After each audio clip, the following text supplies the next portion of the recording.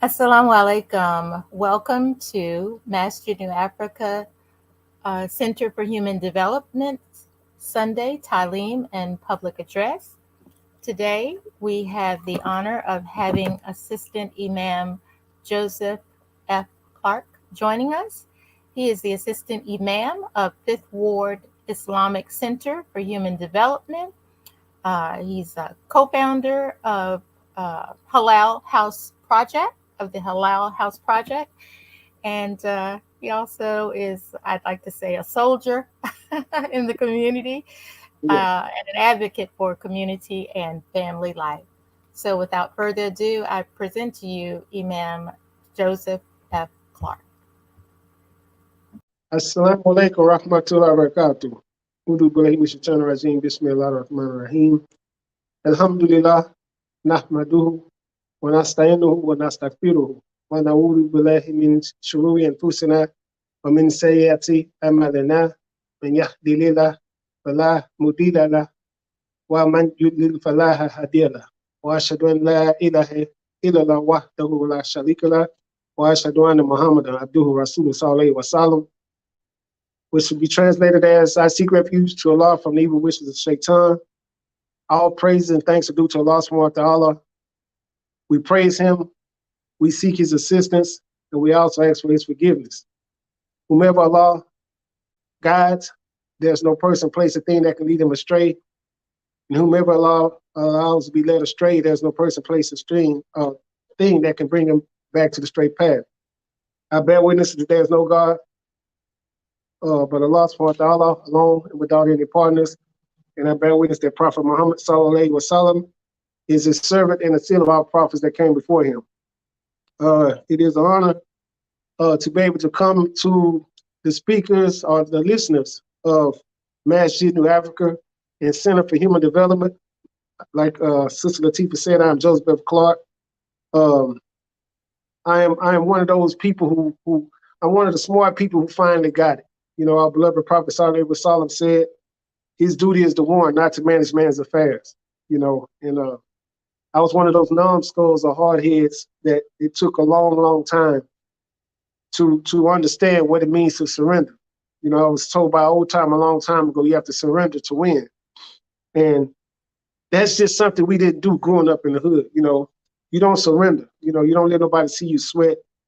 And these whispers of the waswas that Shaitan put into us are the same things that keep us subjected for years and decades, you know.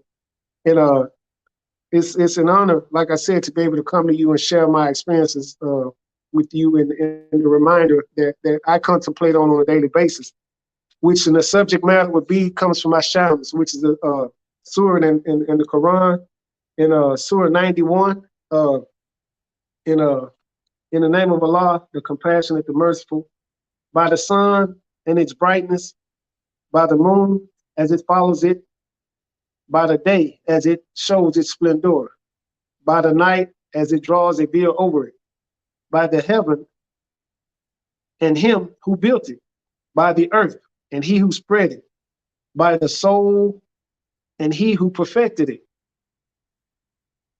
and inspired it with knowledge and what is wrong for it and what is right for it. Indeed, successful are the believers who purifies their own souls. And indeed, unsuccessful are the disbelievers who corrupts their own souls. So this particular subject matter is a reminder that I want to bring to you today. And it's really something that a lot of us are not used to really doing on a daily basis. And I know from my own experiences, and inshallah, through the Quran and the Sunnah of our beloved Prophet and a couple examples of our man Wardi Muhammad, I'll be able to drive home the importance of analyzing ourselves. You know, it's something that's extremely painful. You know, there are many sayings that you know, speaking out against things, even if it be against your own selves. And contemplating on that particular verse, you know, it's something that gets. It's a progression. You know, understanding the importance of keeping myself humble or analyzing my own selfish nature. You know, it's it takes a real commitment and understanding and dedication to be able to truly understand what that means. And it doesn't feel good. You know, and I want to express that. You know, a lot of things that don't feel good is what's good for me. You know, those things that irritate me, that frustrate me, those are the circumstances and situations that are designed by Allah subhanahu wa ta'ala to develop me spiritually. So basically what I'm trying to say is pain is developed, faith, understanding, compassion, and tolerance. All these examples of our beloved prophet who came, may Allah be pleased with him, who came to perfect character, is the example that we must strive for, calling ourselves believers, especially coming from a mindset, coming from a belief system, coming from a conditioning. And basically what I'm speaking about is tazkiyah al-nafs, or tazkiyah al-nafs, which means to purify one's own soul or heart or whatever. So in order for me to get better, I must first identify what it is that's blocking me or has me subjected, and seeing whatever it is that has me blocked or subjected, and accepting it for what it is before I can remove it, which I don't have the ability to remove it. So what I'm trying to say is that you can't turn a pickle back into a cucumber. You know, once a cucumber becomes a pickle, you can't turn it back into a cucumber. So hopefully that, I mean, it's sort of like saying, when I came into this religion, I was a pickle, but that does not mean that I can't practice the principles and integrity of being a cucumber. So there is no cure for the ills in which I've had before I got here, but it can be treated, because we know that the Quran is a medicine, you know, and just like fasting is prescribed for those who to us, like it was prescribed to those who came before us, this particular process of fasting or purification is to be willing to identify the impurities or the defective characteristics in my own soul and eradicating them for the sake of pleasing Allah subhanahu wa ta'ala. And through the process of doing such, I can overcome them. But it's only through daily maintenance. And that daily maintenance is prayer, fellowship, worship, fasting. You know, the process of understanding where I come from and what I'm trying to become is extremely important. You know, and having the habit of, or the ability of identifying my own defective characteristics allow me to understand the defective characteristics in other people. So when I want for my brothers what I want for myself, I must first be able to understand in order to be effective. So when Prophet Muhammad sallallahu alaihi wasallam said that his duty is only to warn, not to manage man's affairs, he was basically saying, look here, I'm coming with a message, but I don't have the power to change you. You have to be honest enough with yourself to identify what it is in you that you need to change. And the Quran says it right here in the Shams. He is successful who purifies his own soul or own hearts or whatever. You know, if I'm frustrated or resentful or angry or mad or whatever, I can't get past that until I see it for what it is. I can't get past that unless I identify for what it is. You know, I can't diagnose you with anything. But if I understand, if I'm honest enough with myself to understand that there's something wrong, and that until I identify what it is that's wrong, I will never get past it. I will constantly be pointing my finger at other people, places, and things, blaming you for my problems. And that's one thing as believers that we must become willing to do, is remove the word blame from the way we think and what we say. You know, once I become conscious or aware, then that's half the battle. What am I going to do about the other part? Am I willing to go through the process of change? Am I willing to go through the process of becoming better? You know, so I know me personally, I was ran to this religion. You know, circumstances and situations in my life ran me to this religion, seeking relief. You know, I did some things and I was full of fear and confused. And, you know, on a spiritual level, I was disturbed. And I became willing to listen to something that somebody told me, to believe in something that I couldn't see, or to surrender to something that I couldn't see, you know, and I had to do that. And it was so intense in my life that I was willing to do that. But once the water settled, then I was back doing what I was doing before, because there was no process of development, you know. And for the Masjid New Africa and the Fifth Ward Islamic Center, and both of these centers for human development, we understand, you know, that we're coming from a mind state and a conditioning, and most of us through trauma, you know, these things return, you know, and once we understand what it is, or we identify what it is, then we have a chance to overcome it, and we're willing to be honest with ourselves. And a lot of times, in order for me to be successful, I must first learn how to be honest with myself. I must be willing to go to any lengths to please Allah subhanahu wa ta'ala, you know. And I have many examples, you know, in the life of the Prophet sallallahu alaihi wasallam, in the life of our prophets that came before him, people in our community, organizations that was established here in America. These things were put into place, but they were all the qadar of Allah. No matter how much shirk was involved or whatever, it was a reason why these things were put into place, and it was a step-by-step manual or development on becoming who we are today as a people, especially being African Americans in this community.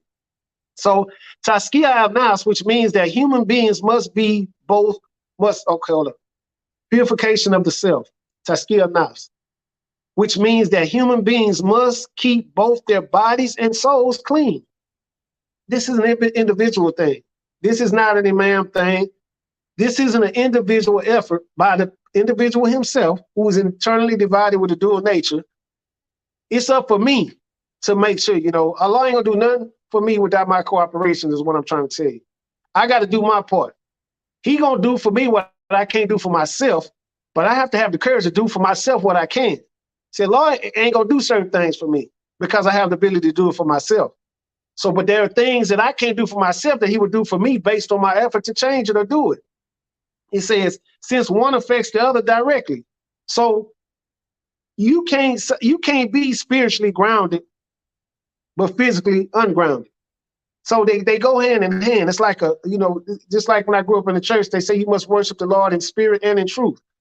So when this message was brought to the Bedouin Arabs, they didn't know much about spiritual life. And when they said that they had faith, Allah told Prophet Muhammad sallallahu alaihi wasallam to tell them they don't have faith. Tell them they have submitted. So when we submit to this deen, that's just the beginning. That's the beginning of the process. When I surrender, when I'm telling God, say, look here, everything I was doing before I got here, I ain't gonna do no more. That's basically what I'm setting myself up for. But through the process and being a creature of habit, because we're habitual by nature, I realized that wearing a kufi, I was still doing some things that wasn't pleasing to Allah subhanahu wa ta'ala. Not because I wanted to, because I had a habit of doing it. So when people entered into this religion and they were still drinking alcohol, but yet they were coming to prayer, Prophet Muhammad sallallahu alaihi wasallam told the believers, hey, don't bother them. Do they have a love of Allah in their heart? You know, they suffer from a disease or illness that's a phenomenal craving, which means that the feeling of alcohol or drugs is an elusive feeling. It's hard to grasp, but it's something that the individual chase. Even though he knows it's destroying his life, he still craves it. So his body is just as effective as his mind. So when we say we got to purify our hearts, we have to understand what it is that we need to purify. You know what I mean? If I got hatred in my heart towards another brother, or distrust, or whatever, and I know it's wrong, then I must make an effort to change that. First of all, I can make dua for my brother. I can make dua that I can ask Allah to remove the hatred or the animosity that I have for the brother or sister that I may have heard through gossip or slander. You know, so the honesty requires me to look at within myself first. He succeeds who purifies himself, his own soul. So I got to quit pointing the finger all the time and realize that I play a part in everything that's happening. And a lot of times it's my attitude. A lot of times it's me being dishonest, you know, and it's extremely important for me to understand that I play a big part on how successful I am in this way of life. You know what I mean? And it's like I said, it's very painful. And Imam Wardi Muhammad, may Allah forgive him and grant him paradise, you know, in his book, you know, as the light shining from the east, you know, I've been on that book. I've been contemplating on that book for about 2 years. and I ain't halfway through it because I meditate a lot. I have to meditate a lot based on who I was before I got here and what I deal with on a daily basis. And I keep myself reminded by going back into the trenches of the neighborhoods, the prisons, and halfway houses, wherever brothers are ill spiritually, that's where I'm at, because that's why I find my peace. You know, that's why I express the love I have for my brother that I have for myself. So to express my love for this dean, because this is why I find my peace. This is why I get over the shames and guilts of my past experiences and lifestyles. He said, taking the evils out of physical view is not going to solve the problem. You know, a lot of times we think we just remove the fact that, hey, I used to do this and I used to do that, everything will go away. But that's not it. Remember what I told you at the beginning. You can't turn a pickle back into a cucumber. I'm gonna be a pickle for the rest of my life. So the things that I've done, they're laying dormant in my soul. And if I don't keep them arrested with the new things in which I've done, which is accept this deen, which is making salah every day, which is keeping myself right size, and like it says, continue to purify myself by turning things over to Allah subhanahu wa ta'ala through dua, willingness to work with people. In order for me to get over something, I have to face it for what it is in order to get past it and learn new ways of doing things in order to deal with it. He says the American people have a mind sickness. And the only way we're going to cure it is to take up the method of the psychologist. And that method is to study rationally and scientifically the condition in the human being's mental or psychological makeup. Now, just imagine the mindset you had before you got here. Whatever, just think about it. You know what I mean? And he says, and don't leave any stones unturned. That means I have to go back. I have to go back and find out where it all went wrong. I have to find out, where did I become angry? Where did I become resentful? Where did I become frustrated? You know, and like I say, this is not something that people do on a daily basis unless they understand their own illness, unless they understand their own sickness, unless they understand their own defective characteristics. He said, that's the only way. He said, when I asked you to go back with us on an exploration trip to study what has happened in the past, it's only to get the kind of knowledge and understanding we need to deal with the present problems. So I can't be out here trying to transmit something I ain't got. And I suggest that you don't go out there trying to transmit something that you ain't got. And that's what we must understand. Just because I have a desire to help somebody, if I don't understand who it is that I'm trying to help, I just need to stay out the way and let somebody more qualified to do that. That's why I always express to people, especially my immigrant brothers, it's up for us to save the hood. It takes the hood to save the hood, but we do need your support. We do need your presence, but you can't affect the people like we can. Allah subhanahu wa ta'ala tells us in the Quran that whenever he sent the messenger, he always sent the messenger from amongst themselves. So we must understand that. You know what I mean? I speak the language. I know the characteristics. I know the understanding. I know the background, everything. It's up to me to learn from you. Take what you teach me and interpret it to them. You know, so it's like having a shape on my right hand, me in the middle, and somebody in a life of ignorance on my other hand. So I'm protected between both. It's like a gateway, you know. So when I purify myself, and when the Imam speaks about going back to the beginning, once I identify it, I can see it exactly for what it is. Once I identify for what it is, then I become more understanding, which makes me more effective in who it is that I'm trying to carry the message to. And a lot of times it's being present and being an ear is more important than anything. And most of everything is that they're helping me more than I'm helping them, because I'm on a journey. I'm on a journey of recovery. You know what I mean? I discovered some things in my life, and I became willing to discard those things. And now I'm in the process of recovering from those things. So when I recover, I have to go back to where I came and recover up the things that I've covered up, the original up, with the ignorance. So in my process of recovering and going back to recovering with the proper way of life, then I have an opportunity to help others. So when I accept this deen, that's my mission. That's why dawah is more important. When I'm calling people to goodness, my duty is to call you to hate. It's peaceful on this side, brother. You know, I'm not here to judge you, but if you ever need a helping hand, you know where we at. You know, we feed here. We try to feed the minds of the people everywhere we go. You know, and the mission that we're on, the people here at Masjid New Africa, the people at the we understand our mission, and the mission is the same. We're striving as in a race to please Allah subhanahu wa ta'ala. And we do that on a daily basis, when and wherever we can. So it's an honor to be a part of a mission like that, rather than being on a mission of destruction, of being in gang violence and things like that, like the lifestyle I used to live. So I'm very grateful. I'm very grateful for Imam Tariq Al-Amin Boyd, which is a resident Imam here, and having the opportunity to see him in my beginning stages of this process, and having the ability to identify, hey, that's what I have to do. His favorite saying to me is, look here, my duty is to make you think.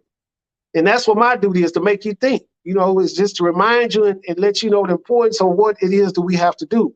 And our duty is to get this deen and pass it on to the next brother or sister who's suffering. And we can't be effective by doing that if we don't have the ability to purify our own hearts and souls, which makes us much more humble in the willingness to stay right size to make sure this message gets to the next person. Prophet Muhammad sallallahu alaihi wasallam said, you are not a true believer until you want for your brother or sister what you want for yourself. And if you call yourself a Muslim, you're not on that mission, then you just faking and shaking. It's like a little kid whistling in the dark, having a desire to do something, but and I'm not saying that to point fingers, but if you have the ability to reach somebody, then your duty is to make that happen. Make yourself present, because Allah is the one in control. All we need is desire of more soldiers in the community, because we're suffering. We're suffering as a people. And one of the things Imam Wardi Muhammad said is, he said, we must respect the destiny of the individual person. So it doesn't matter if that person is on drugs, whatever, we must respect the destiny of that individual person in the situation that they're in.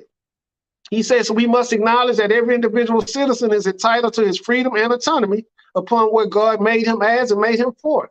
So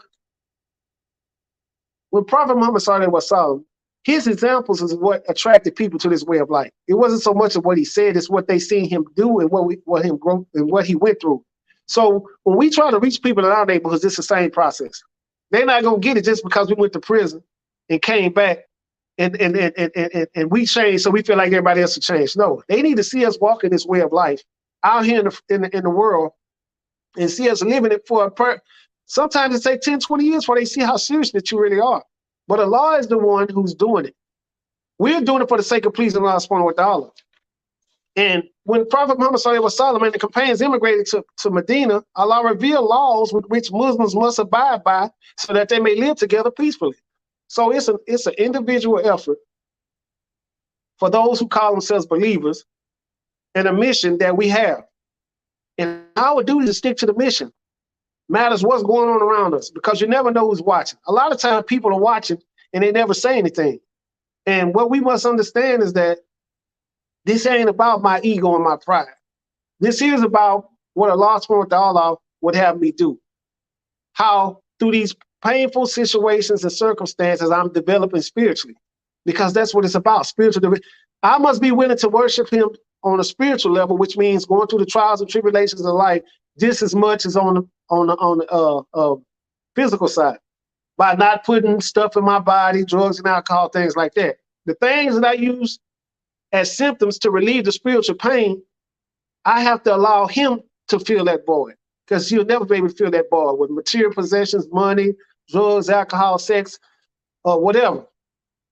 That could never fill that big old hole that I was suffering from, So having the ability to analyze myself, to purify my own heart and soul is the first step in the process of pleasing God, which is understanding that a lot of times I'm in the way. And inshallah, before we get close to conclusion, I want to read a couple of more hadith in which our beloved prophet said, because it's always me, it's never you. And I always must realize that it's always me. It's never the piece of people, places, or things, because a lot of times this is my ego and my pride. And Umar narrated that Allah's messenger, sallallahu alaihi wasallam, mounted the pulpit and called out in a loud voice, "O you who declare Islam with your tongues, but whose hearts have not been reached by faith, do not annoy the Muslims nor seek out their faults. For he who seeks out the faults of his brother Muslim will have his faults sought out by Allah subhanahu wa ta'ala. And when Allah seeks out someone's faults, he exposes them, even though he should be in the interior of his house. So that is a strong, strong hadith. A lot of times we can't get caught up on thinking that we got what other people don't have and that we're special. Because it's a burden upon me to have something that somebody else's need, that someone else need, and not have a desire or the ability to try to make sure they get it as well. You know, so it requires patience. It requires tolerance. It requires understanding. And I have that in my own experiences. If I'm willing to humble myself and see myself in that fashion, no matter how painful it is. So this process of calling myself a believer and not having a relationship with those who are in loss, then I'm not really doing my job here as a Muslim. You know, so these centers, the new Masjid New Africa and the other centers here in the Houston area, we understand the mission. You know, and we're creating environments. Imam Wardi Muhammad says we must create environments for the type of people we're trying to reach. And we have a lot of brothers and sisters that are coming home from prison that have accepted this deen, but haven't had any practice with the knowledge in which they've accepted in the prison system. And I say that because of my experiences. In prison, I was a model inmate. I mean, I was a model Muslim.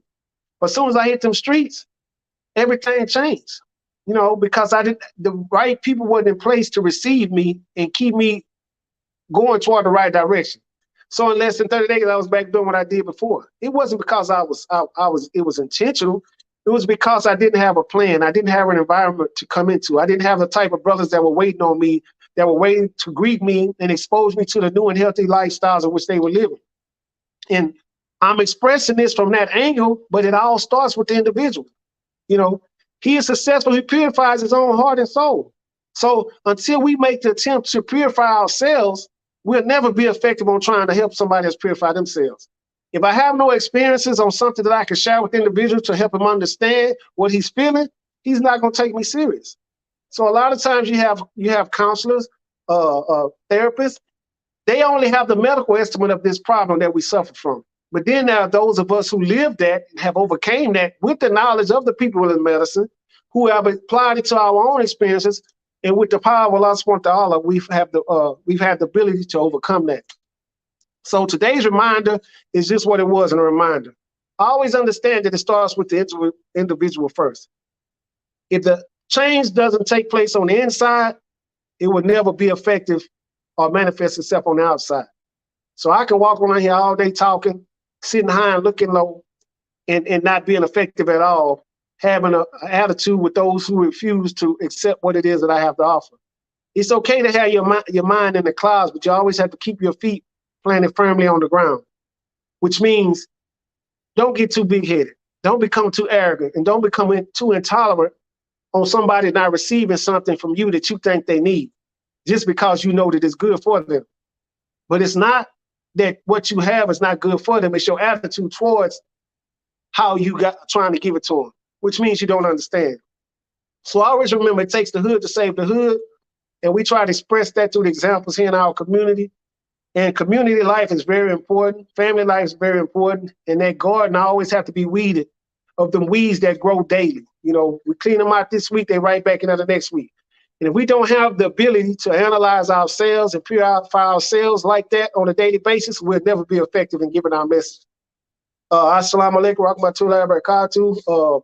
If there are any questions that anybody would like to ask, I'm sure Sister Latifa will let me know. Like I said, once again, it is an honor. I ask that Allah please strengthen all of us spiritually, mentally, and physically, and give us the courage to keep moving forward and to do the next right thing. Sister Latifa. Yes, sir, I'm here. As of right now, Imam Joseph, there are no comments or questions in the chat, but I am sure, inshallah, I will say inshallah, I pray that it was received in the spirit that it was given. Alhamdulillah. Your words of wisdom, alhamdulillah. We do have comments. We do have one comment from Brother Talib Thomas. It says, Alhamdulillah, my brother, for sharing. Indeed. Alhamdulillah, alhamdulillah. Alhamdulillah. Once again, it's an honor, and it's good to hear from you. And I'm continue to make dua for you and your family, especially during your trying times at this moment. And may Allah make it easy for all of us and what we're experiencing at this time. Ameen. Ameen. Ameen. Ameen. All right. And well, thank you again, Imam Joseph Clark, for joining us today and being a guest. You're welcome anytime. Yes, On behalf of Imam Tyree Alameen Boyd and believers at Masjid New Africa Center for Human Development, yes. We thank you and we appreciate you. And we greet you with the greetings of peace. Assalamu alaikum. Alaikum salam wa rahmatullahi wa barakatuh.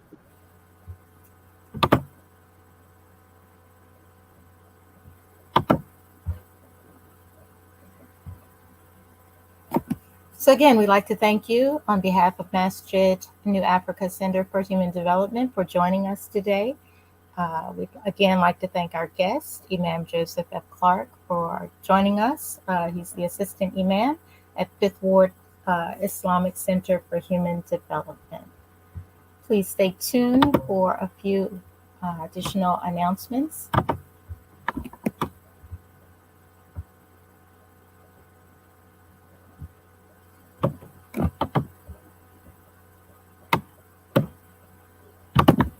Please join us every Friday at 1:30 p.m. for our Jummah prayer in person and online, and every Sunday at 12:30 p.m. For our Talim and public address. Our physical address is Masjid New Africa, 7610 Highway 6, Hitchcock, Texas, 77563. We are also accepting and very appreciative of any donations that you may make. Donations can be accepted at paypal.me/MasjidNewAfrica or at CASHAPP $MasjidNewAfrica.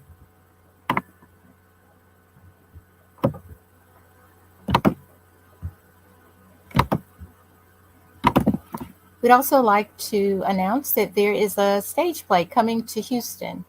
The title is True to My Religion, performing at the Deluxe Theater at 3303 Lyons Avenue, Houston, Texas. It's a story about us and for us. It appears Saturday, October the 8th. It's touring all over the country right now, but again in Houston on Saturday, October the 8th. Show times at 2 p.m. and 8 p.m. You can get tickets available on eventbrite.com, or you can reach out to Bilal.Inc. Productions on Facebook or Bilal_Inc_Productions on Instagram. So inshallah, we will be able to support this play and attend. Again, that is Saturday, October the 8th. Next weekend, True to My Religion, a stage play at the Deluxe Theater, 3303 Lyons Avenue, Houston, Texas, 77020. Thank you, everyone, again for joining us. Inshallah, you will join us again next Friday for Jummah prayer and next Sunday for our Talim and public address. Have a great week, everyone. Inshallah. Assalamu alaikum. Peace be unto you.